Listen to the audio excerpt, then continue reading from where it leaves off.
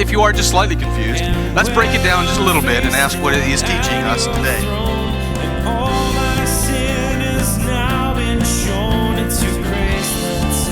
Let's ask the Lord's blessing.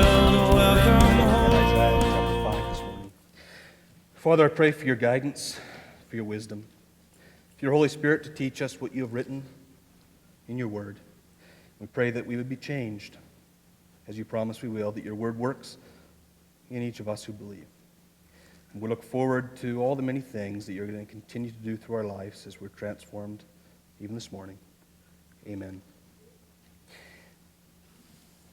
One of the fun things about Isaiah is how creative he is at bringing about his message. I suppose if we really broke it down, there's really only one message that the Bible and the Christian church has, and that's ultimately the message of the gospel, the great story of redemption, of creation, of the fall, of the need to be reconciled to God, and of Jesus Christ who came to do that reconciling by dying on the cross. And so really every Sunday you have to come up with a new angle of looking at that. Fortunately, we have a whole book of angles of looking at that makes it quite fascinating, and the depths and breadth of the gospel is absolutely amazing. And so it is again today as we look at Isaiah that we find a message that is on the same old theme but comes from such a new and different approach that it should be entirely fresh to all of us.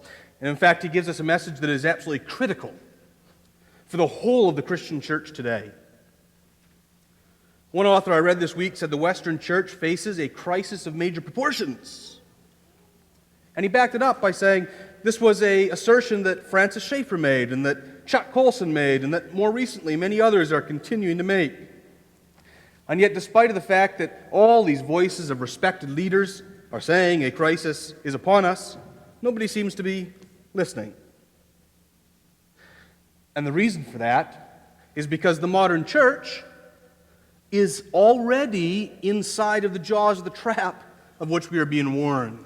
And we don't know it, and we don't see outside of it. And the crisis is a crisis that has to do with our worldview. A worldview is the way that we look at life and the universe. It is the framework by which we interpret the world. And the worldview question around which this crisis today brews is this: is there any meaning to life outside myself and the meaning I give to it? Is there any meaning to life outside of myself and the meaning I give to it? It's really the fundamental question of ultimate reality that philosophers have talked about for a long time. Is there a God? Does he communicate to us? And all of these questions. But it's asked in a specific way. Is there any meaning to life outside of myself and the meaning I give to it? As we come to see the depths of this question and understand the way we answer it, it changes the way we think about ministry in the church. It changes the way we think about the gospel. It changes the way we look at our culture, our jobs, our families, and everything that we do. Francis Schaffer, in his book Escape from Reason, said this isn't anything new. This started hundreds and hundreds of years ago when a theologian by the name of Thomas Aquinas, or a philosopher and theologian named Thomas Aquinas, made a separation between what he called nature and grace. Nature was the realm of the world, and grace was the realm of God's working. And this actually informed all of Western thinking everywhere. Eventually, it had the effect of separating God from the material and physical world. Previous to that, everybody thought God was involved in everything. God was involved in the budding of a leaf, in the birth of a baby, in the coming of a storm. And after Aquinas, we began to see that there was natural forces at work and that God was somewhat distant from them. In each progressing generation, God then was moved further out, away from the middle and to the periphery. So the time came when we needed something to frame the middle, and in the 18th century, human reason took the place of God at the center of things. Human reason. We said that we can reason our way to truth. We can reason about the world in such a comprehensive way that we can know everything about everything. And we can't see God, we can't taste God, we can't feel God. There is no place for God in human reason. So a man by the name of Immanuel Kant tried to save a place for God by placing him beyond reason. A little later, a nice German by the name of Friedrich Nietzsche correctly saw that Western thinking in the concept of God was useless. But he argued more than that. It wasn't just useless, it was confusing and destructive, because thinking about God would sidetrack you from the real meaning of life, which was the will to power. And from him, the idea of the individual as the ultimate power penetrated art and culture and education and eventually everyday life. Now, I bring up these movements to the past, you think, what relevance do they have? Well, we don't need to study all their ideas, but we need to know this. All of these people moved us to one place, the place we are in today, and that is this. Western thinking today makes human beings and their desires and their goals ultimate reality. And so our worldview teaches us that if there is a God at all, He's removed from everything necessary to the functions of everyday life. So you often hear me use the phrase, God has been made irrelevant and unimportant to our lives. That is the result of all of these hundreds of years of development and thinking. God is on the periphery. He is irrelevant. He is unimportant to my job. He is irrelevant. He is unimportant to my family. He is irrelevant. He is unimportant to my entertainment, my happiness. Now, if we answer the question a little more directly, is there meaning in life outside of myself and the meaning I give it? We see that under the age of reason, the idea that ruled the day was that humanity, as the highest order of being, could by reason construct meaning and morality. And we could increase the lot of a group of people, and so increase the lot and place of the individual. On the basis of this, the American experiment, the French Revolution, the Russian Revolution, all took place as men committed to human beings as the center of the universe, sought to increase the good of the group in order to help the individual. A lot of them had very noble sentiments. But as the 20th century came and the great world wars came and their aftermath and destructions and genocides came, it changed our thinking once again. And this time wasn't as big a shift as it was during the day of Aquinas. It was more of a correction or an adjustment. All reality is still today defined in terms of humanity, but now we're taught, and this is quite tragic, that there is no meaning inherent in existence. You'll see this in your Hollywood movies, your books. Humanity is all there is, and yet humanity is really nothing. Think of the idea of 2001: A Space Odyssey and the whole picture that humanity has such an insignificant role in the universe. And the whole movie pushes us to realize our insignificance. But the terrible irony of life, as psychology has clearly studied and shown, is that humans have a deeply seated need to have something beyond ourselves to live for. And so people responded to that, and they said, well, we can't just be meaningless, we have to have something. So a group of thinkers labeled existentialists begin to argue that we must all create our own pattern of meaning, while all the time realizing that our pattern has no actual meaning. And that is what we call today postmodernism. So there's the story of how we got to postmodernism, done in about 5 minutes. How'd you like that? Good? There's your philosophy for the day. But here's the shocker. This is not new. Solomon said there is nothing new under the sun. And it might surprise you to know that the ancient Near East had already discovered all of this. They'd gone through this whole cycle. And that is the place that we find the people in Isaiah's day. They believe that there is no meaning outside of themselves and the meaning that they give to the world. The gods, if they exist, are largely irrelevant and unimportant to their lives. And Israel had even bought into that in their thinking about their God. Wow. Well, how could Israel and how can we break out of this thinking before it destroys us? God brought a message to Israel that begins with a story, a parable about a vineyard, and I'll ask you to look at it with me as we begin to study it. It comes from Isaiah chapter 5 and verses 1 to 6. 1 to 6 tells the story, and the rest of the chapter explains it. So let's just read the story over once together. Let me sing for my beloved, my love song concerning his vineyard. My beloved had a vineyard on a very fertile hill. He dug it and cleared it of stones and planted it with choice vines. He built a watchtower in the midst of it and hewed out of it a wine vat. And he looked for it to yield grapes, but it yielded wild grapes. And now, O inhabitants of Jerusalem and men of Judah, judge between me and my vineyard. What more was there to do for my vineyard that I have not done for it? When I looked for it to yield grapes, why did it yield wild grapes?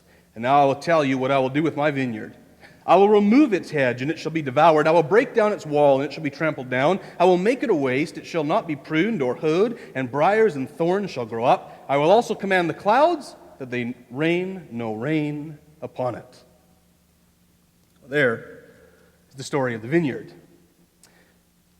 Of course, as you're looking at it, you're saying, wow, that was fascinating, wonderful, wonderful story. And again, this is the age-old problem that we don't live in a Hebrew agrarian culture. So we miss out on so much of what is being told in the story. So I want to try and flush out some of the details so that we can grasp it, and then we'll explain it. The first thing is that the medium, which Isaiah presents here, is the medium of a wedding song. This is so common. The Song of Solomon is primarily composed of wedding songs, where the bride sings a love song to her groom, and the groom sings a love song to the bride, and it's very beautiful, and so that's why you can't read the Song of Solomon until you're 35 or married if you're Jewish, and all the teenagers love to read it, but the medium here is a wedding song where the bride begins to sing her song of praise to the groom. It's a beautiful, romantic idea.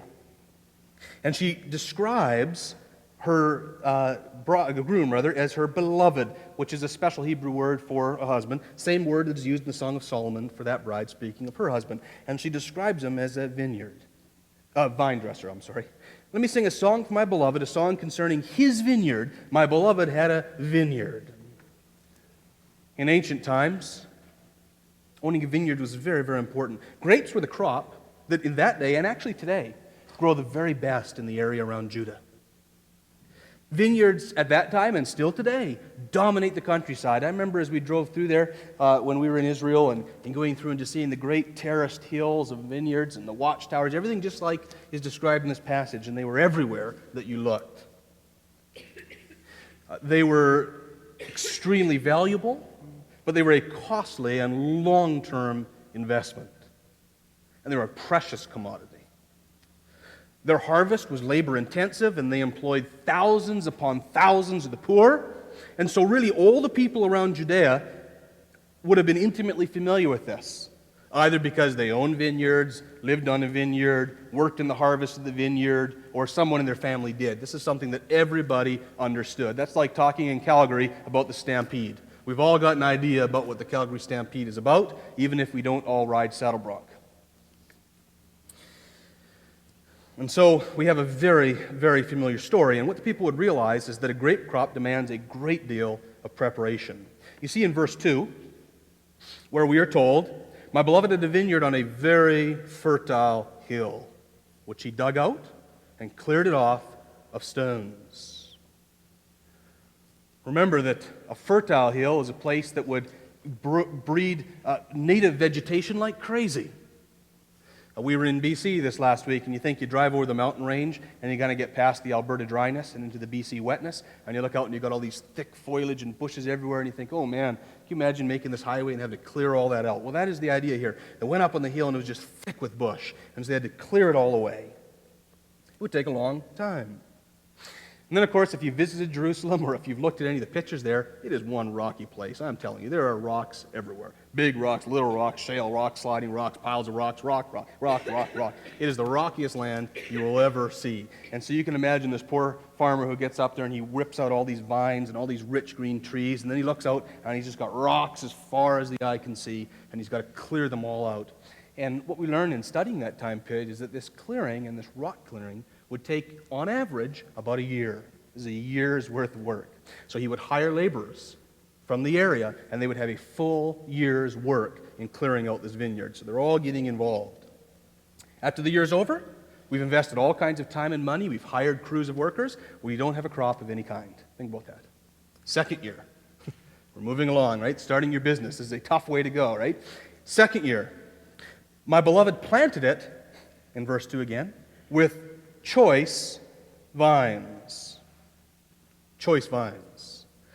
Vines, of course, just like today, were carefully bred. You tried to get the very best, and of course it was expensive to get in there. If you had a great vineyard going and you had a great product that everybody loved, you didn't give it away so that everybody could have it and you would lose your market share. You might sell it at a price, or you might go and do all the work of breeding. So we don't know which way this guy went, but in particular, he has the choice vines. And so either he bought them at a very high cost, or he spent years developing them. So at the very least, we're now through our second season. We have shipped out, we have carefully planted, and all that manual labor, these choice vines. But now you got a little problem. These are worth a lot of money. And what happens when you leave a whole bunch of money lying around a hillside? Well, there might be people that are interested in getting that money, aren't there? And there might be critters of 2-foot variety, but there's also critters of the 4-foot variety that would just like to eat your nice little vines. Oh, those tender little shoots. Num, num, num, num, num. And so, we see that he built, a little later in the text, you see he's got a fence because he knocks it down, but here he just emphasizes a watchtower in the midst of it.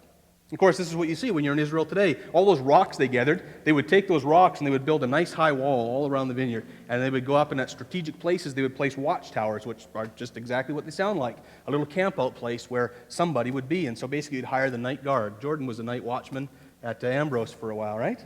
So basically, Jordan would be employed here. He'd be sitting in there, surfing the internet, doing some homework, the things that people did in 6th century BC, But they would be out watching for bandits. Now, this is a bit of a hazardous job, of course.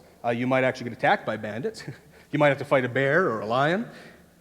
You're always going to be chasing off the deer or whatever the equivalent is. So you can understand this is a tough place. And so these guys got paid reasonably well. And the owner of the vineyard very frequently participated. He would just frequently stay out there all the time. So assuming this is a big vineyard, again, this is a very big expense. So now we're coming into the third year. We have put out a lot of money. We have put out a lot of time, and we have seen nothing yet come back. Now in the third year, we're going to nurture these sweet little crops. We're going to water them. We're going to fertilize them. We're going to make sure they get just the right sun. When we see some of the vines slump down and hit the ground, we're going to lift them up gently. We're going to tie them up. We're going to do all the work we can to make this perfect. And that third year, we don't really get a crop, but we get a first fruits. We get a little taste. We get some fruit. Now, you don't want to let the vine just sort of bluster whatever it gets naturally, so they usually cut off those first fruits to make sure the vine continued to grow healthily. But they would take some of the first fruits and they'd taste it. And they would make sure that they had the kind of vines that they want.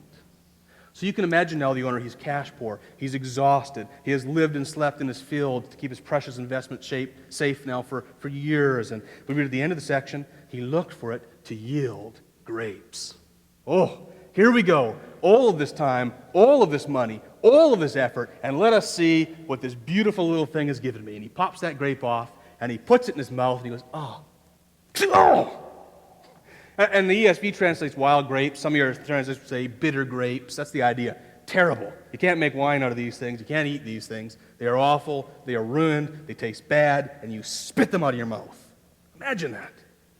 Now you can imagine the crowd because they all know this industry. In fact, they would know in this case that many people's livelihoods are just about to be destroyed. That owner, he's wiped out financially. All those people who have had 2 years at this point of hard labor, they got no more jobs. Those night watchmen, poor Jordan, he's out of work. There's nothing left. They're saying this is absolute disaster. And if you can imagine all of them going, oh, what a brutal moment that would be. And they would be outraged. Well, the picture that has been going is this beautiful wedding. And so, imagine, oh yes, the bride, she's stating these wonderful things about the bridegroom and his wealth and his prestige, and just a wonderful song. He's a wonderful guy and everything. And then it went horribly wrong. And they go, whoa! And now a second voice steps in, and you could either see this as the groom or perhaps as God or whatever. You see this voice kind of steps in now directly, and it changes it, and the song vanishes in verse 3. Just as this picture would now have vanished in the minds of those who are listening in their anger. They're thinking, oh, wild grapes, oh.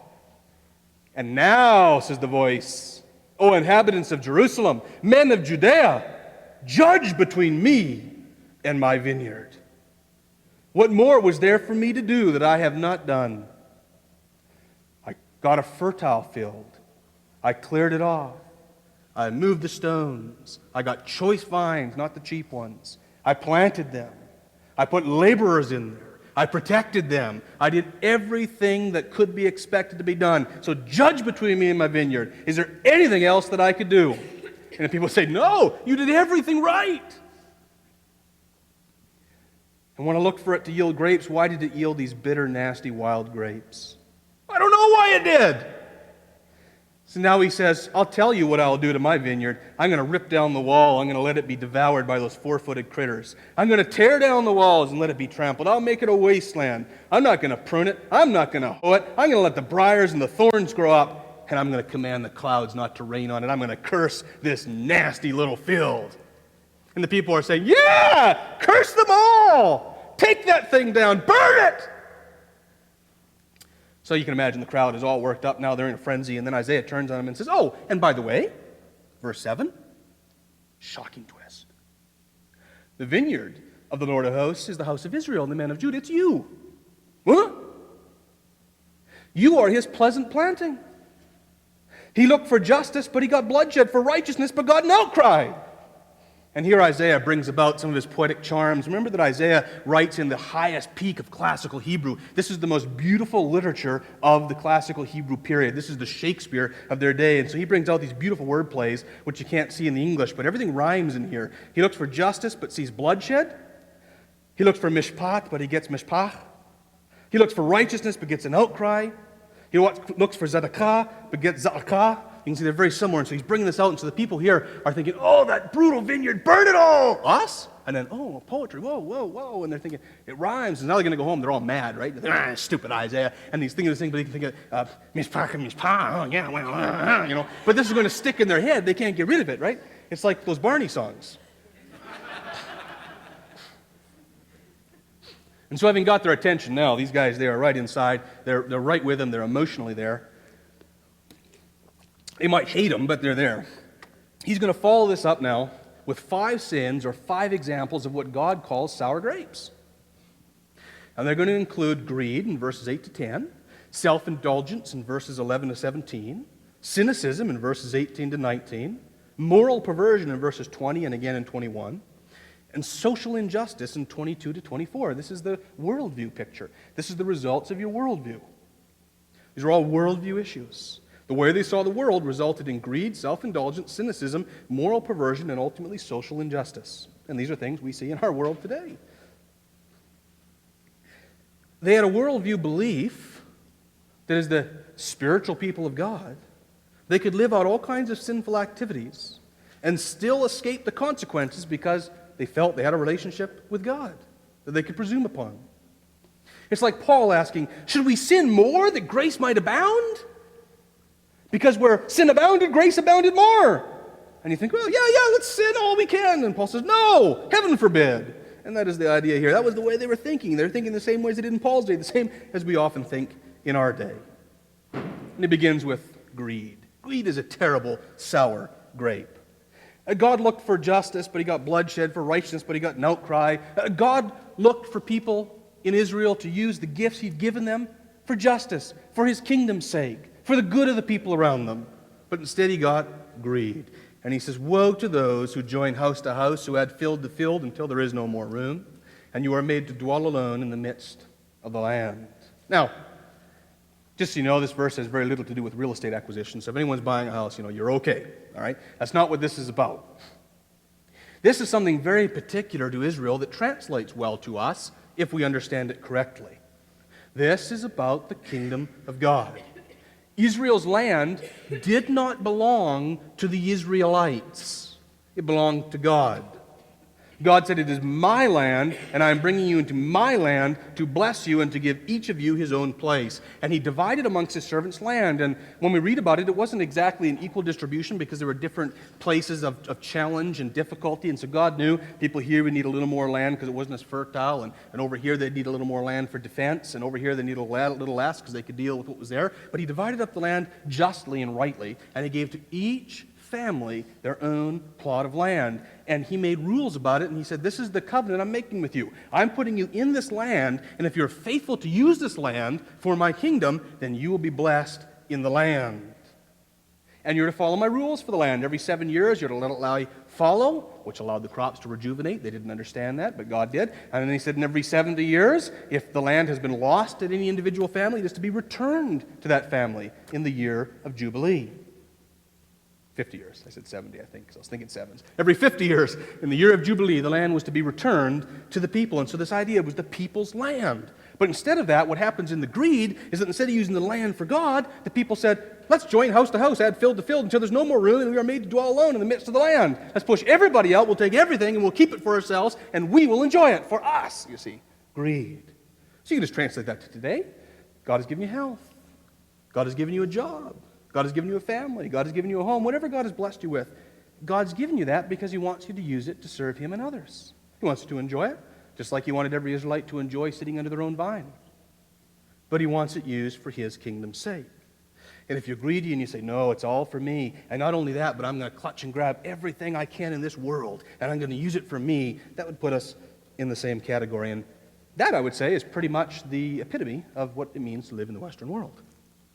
Every billboard we see says, you need one more. If you just had this, you would be happy. It's all about you. Doesn't get any better than having our product. Yes, more for me, you see, greed. That's what it is about. And so in verses 9 to 10, God says, so, just like my vineyard, rightly, justly, if it's wild grapes, I'm going to let the wild animals in. If it's a nasty vineyard, I'm going to let it be trampled. In the same way, if you're greedy, I'm going to let greed overtake you. And so just as the rich man had dispossessed others in this case to satisfy his own greed, so too he will be dispossessed. Wow.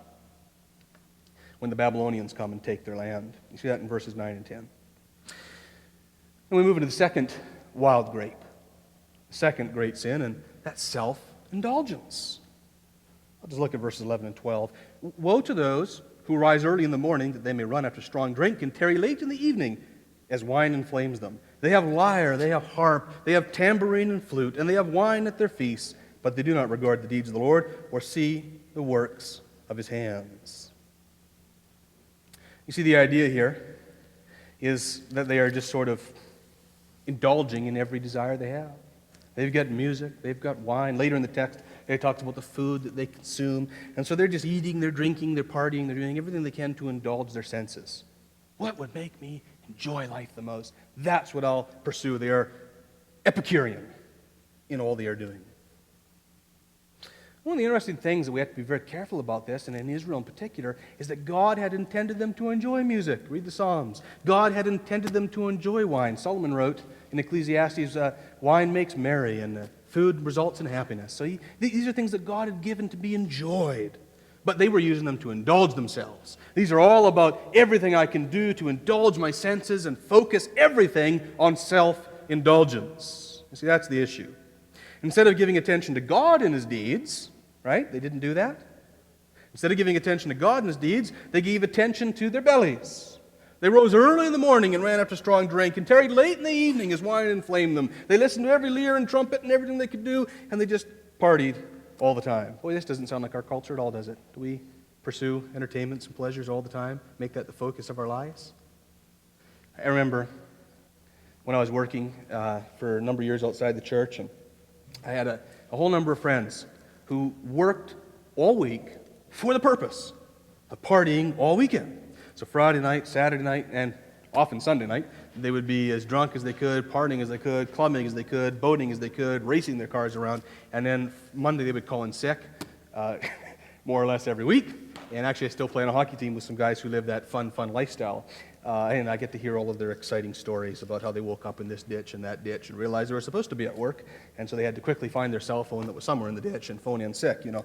And you think, this sounds like quite a life. Well, that is what is going on in our culture, and that is what was going on in this culture. This is the longest section of the sins in here. Apparently this is the one that Israel was most involved in, and probably the one that we're most involved in, indulging ourselves. Because what is our worldview? Life's meaning is me and what I bring to it. So my indulgence brings meaning to life. Get it? I'm not enjoying these things. They're bringing meaning to my life. My meaning is formed by my Hollywood entertainment, my bicycling, my whatever. The end result is going to be a just recompense. The vineyard will be broken down. And in the end, as they have opened their mouths wide to consume food and drink, so the enemy will consume them in the exile and swallow them in their own drunken power. And so in verse 15, you see the great theme of Isaiah come back. Man is humbled. and each one is brought low, and the eyes of the haughty are brought low. But the Lord of hosts is exalted in justice, and the holy God shows himself holy in righteousness. This is what they had forgotten, that God was irrelevant and unimportant to them, but it turns out he is not. He's the Holy One, and he will vindicate his holiness, he will vindicate his name, he will vindicate his glory by bringing about justice. Of course, the thing that we all like, except when it's directed at us. Bring justice to all the people who have harmed us. Bring justice to all the people who have hurt us. Bring justice to all the people who frustrate us. Well, but I'm just only human. I make mistakes, right? That's how they felt. But God will be vindicated through the judgment of those who have despised and ignored him. The punishment fits the crime. So we have greed and we have self-indulgence, two very fleshy sins. And they lead to an underlying attitude, another major worldview issue. This is the thinking framework that allows them to be greedy and self-indulgent, and that is cynicism. In verses 18 to 19. Cynicism. They draw iniquity with cords of falsehood. They draw sin with cart ropes. And they say, let him, speaking of God, let him be quick. Let him speed his work that we may see it. Let the counsel of the Holy One of Israel draw near, and let it come, oh, that we might know it. We see this in sort of the militant, the new atheism today, right? If God really cares, let him strike me dead. You know, all these sort of stuff. These are God's people. These are the Israelites, and it says what they do is they love their sins so much, they tie them up and drag them with them. They want their sins with them. They're putting them in a big cart. They got a cart full of sins. They say, I love my cart full of sins. Look at me drag it through town. Hey, God, you care about this? Strike me dead. Nope.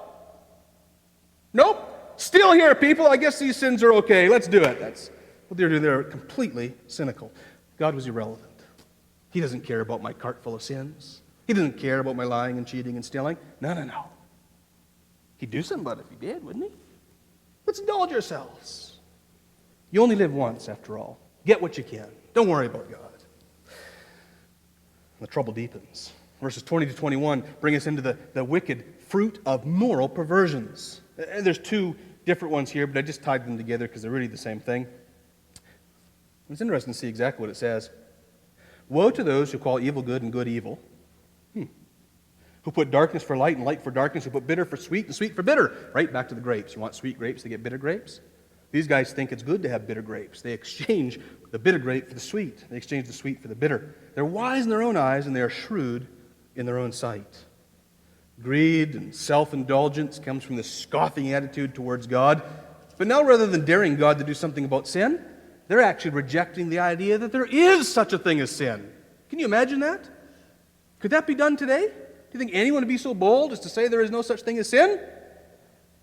Well, yes, that would be the common theme in our culture today, just as it was the common theme in their culture in that day.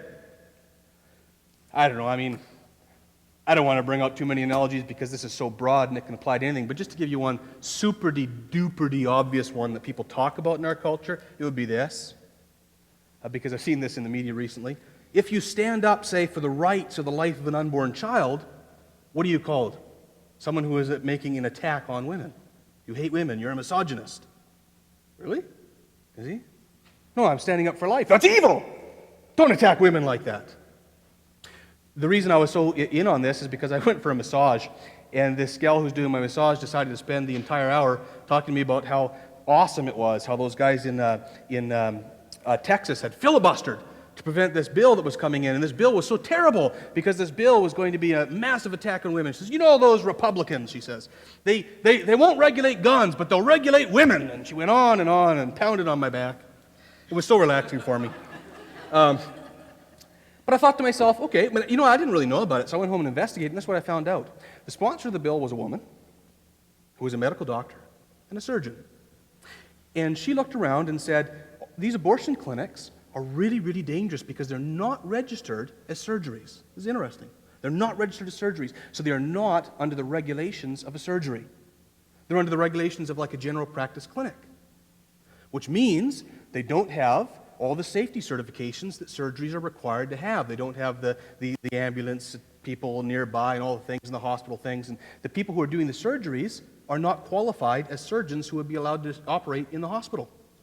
So what you have are unqualified people in an unqualified establishment doing major surgery on women, and some women had died in Texas. And she said, as a doctor, I cannot allow this to happen. We need to make a rule that says these have to be surgeries.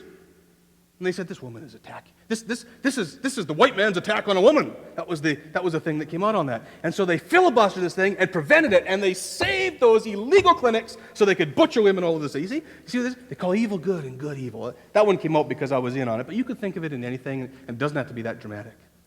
This is what happens in our culture. We call evil good and good evil. But one commentator notes the interesting thing about this, and if you think about it, you'll see it too. You see, people, they're not so much attacking the things like we should be able to steal other people's stuff per se, although the Marxists did.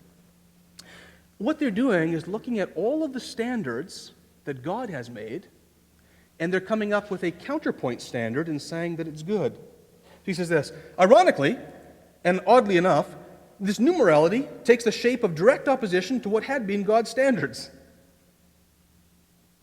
They specifically contravene what had been declared as God's standard of right and wrong.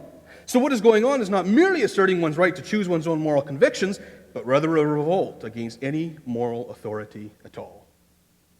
That was written about Israel, but couldn't that have been written about today? Wow. This is so much. We're reading something from 8 centuries before the birth of Christ, and yet it speaks right into our world, doesn't it? Finally, we come to social justice, verses 22 to 24. This is a major issue. God is very concerned about social justice, and it's kind of neat because we do see a resurgence of this in our culture today, especially among young people. We're rightly concerned with social justice, with human, the slavery, sex slavery, and all that stuff going on. But one of the things that's interesting is that we need to make sure we're aware of what the right response to these kinds of things are.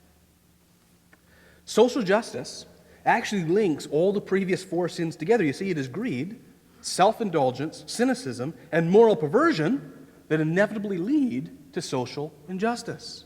And the answer to correcting social injustice isn't to mask some of the things on the surface, right? The police can go around and they can arrest a few people here who are involved in this industry or that industry, but does that take care of the drug industry? To arrest a few drug dealers? No.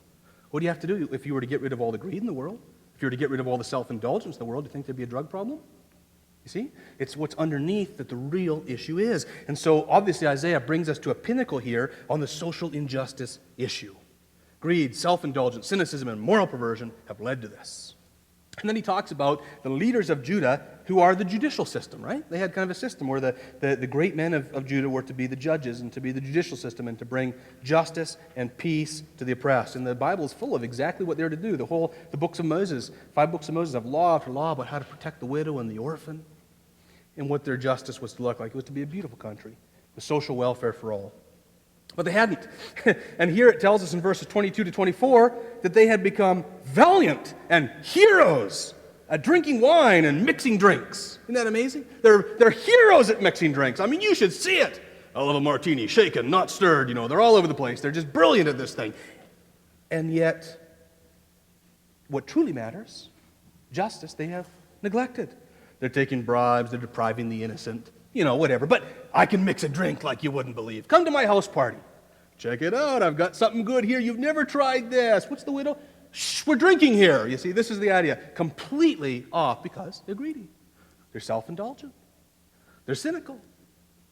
And they're filled with moral perversion. So they're not worried about this. You could think of illustrations in our culture. I don't think I need to because it's so obvious. But if a person's goal is to take care of themselves and to serve their pleasures and their appetites, as our society is pushing more and more to see as the meaning of life, then social injustice is not enacted into all. It is logical and it is inevitable. As the people of Israel rejected the instruction, the law, the Torah of Yahweh, the Word of God, as the only standard which is outside of their worldview, outside of time, outside of space, when they moved away from those instructions, everything they had, everything they could construct had to come from within their own worldview. And their worldview was filled with greed and self-indulgence and cynicism. So they began to suffer a breakdown in society. The rich got richer. The poor got poorer. Injustices abounded. Now look at verse 13. What does God say about all of this? He says in the end of verse 12, "My people do not regard the deeds of the Lord or see the work of his hands. Therefore," says verse 13, "my people will go into exile for lack of knowledge." There's only two ways of knowing. Either we learn from our own experiences, or we have information given to us from outside of our experience. If God is outside of the cosmos, we can never discover him by our experiences. All we find is in ourselves. All our meaning is in ourselves. But if God reveals himself, then we have access to knowledge that supersedes even space and time. And that revelation is our Bible. So at the end of verse 24, we see again, they have rejected the law of the Lord of hosts, and they have despised the word of the Holy One of Israel. Therefore, the anger of the Lord was kindled against his people. They rejected and they despised. Remember I talked about last week the difference between to reject and to despise? Despise isn't necessarily to hate, but the idea with despise is to simply ignore as if it was irrelevant and unimportant. Mom makes a beautiful lunch and says to the kids, come eat. And the kids say, we're busy climbing trees, we're not coming to eat. They've despised the meal. They just don't care. It's not that they think it's yucky, they haven't even looked at it. That's the idea. And so what the people of Israel had done was say, we're God's people, and he gave them his word, and they said, yeah, whatever, it's not important. Well, let's mix strong drinks, right? That's the idea. Boy, our culture has been like that today, you know.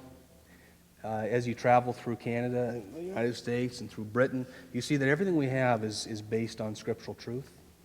There was a time when the king in England used to have absolute power over everyone. And he used to say, the king is the law, rex lex, in Latin. And so whatever the king said was the law, and if the king reversed it, was reversed of the law, and the king was above and outside of the law and could do whatever he wanted. And then Samuel Rutherford, a Puritan theologian, came out and wrote a book called Lex Rex, The Law is King, and of course he was exiled. But over time, this became the dominant thing, and what the law he was speaking of was the Bible.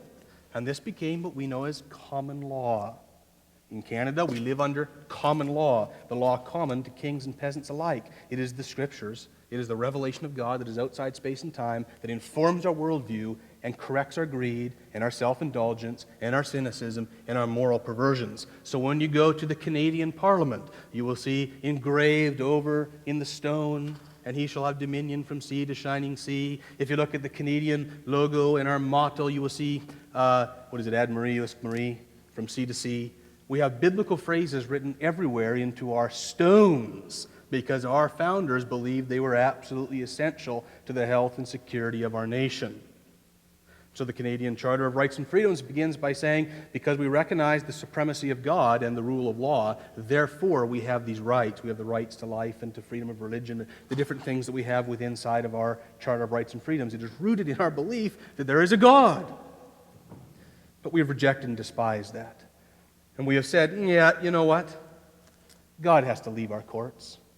There cannot be the common law of God. We'll have the common law of human consensus.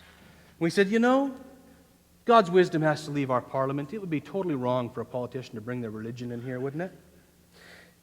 And so God's condemnation of Israel through Isaiah, contemporary Hosea, stands for us. Hosea 8:12, God said, were I to write for him my law by the tens of thousands, they'd be regarded them as a strange thing. Doesn't matter what God says. Our country will ignore it. Doesn't matter what God said to Israel in Isaiah's day. They would ignore it.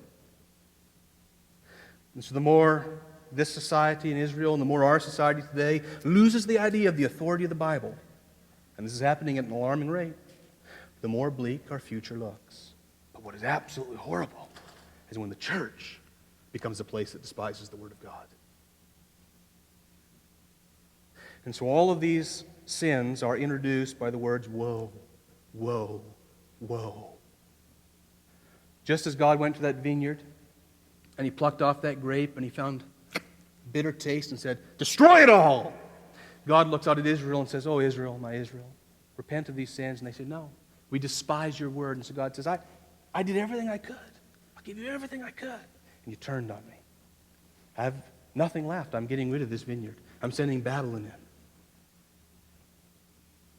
The word woe is a Hebrew funeral lament. Death is coming. The wages of sin is death. That ties us to the gospel message, doesn't it? The wages of sin is death. And it is incumbent on us as a church to make the very foundation of our ministry and as individual Christians to reaffirm and strengthen our commitment to the authority of what God has to say. If we compromise on this, as Jesus said, we lose our reason to exist. We lose our saltiness. We lose our light in the world. Now, as we come to the end of chapter 5, we see that this ends on a very, very downward note. A little hope for Israel, a very harsh ending. It says in verse 26 that God is going to raise a signal for nations far away and whistle for them. Come on! And behold, they will come quickly and speedily. This is an interesting change in the poetry again. Remember I told you about Isaiah's poetry? He changes the meter here. He changes the word choices here. So he picks short staccato words, and it's rapid meter, so it's like this. He will raise a signal from a nation far away and whistle for them from the ends of the earth, and behold, quickly, speedily they come. None is weary, none stumbles, none slumbers, none sleeps, nor is a waistband on the loose, nor a sandal strap broken. Their arrows are sharp, their bows are bent, their horses' hooves seem like flint, their wheels like a whirlwind, they roar like a lion, a young lion they roar. They growl, they seize their prey, they carry it off, none can rescue. And on it goes, and it's pretty miserable, and it ends with this. Behold, darkness and distress, and the light is darkened by its clouds. Well, that's depressing. Ezekiel 18:20 says, the soul who sins shall die. If you just go on sinning, the wages of sin is indeed death. That is the bad news. But the good news follows right on its heels. And is it not interesting? And I told you at the beginning of this study of Isaiah that Isaiah chapter 6 is the linchpin of chapters 1 to 12. It is the center of its meaning. It is its explanatory note. And so we studied it first. And we remember the great lesson we learned from that? It reflects exactly what we've seen. Isaiah walks in the temple in this day. Everybody is in all of this trouble. The king who he trusted to make things right has died. The enemy army is approaching the gates. And Isaiah goes in the temple and he says, oh God, what are we going to do? And he sees a vision of the Lord high and lifted up and rightfully adored. The doors open just like that. And suddenly the foundations shake and quake and the angelic beings are there. And what does Isaiah say in verse 5? Look at 6:5. Not woe to those, woe to those, woe to those, woe to those, but woe to me. I'm the problem. I'm a sinner. I have an issue. I'm out of rights with God, and I'm standing before Him.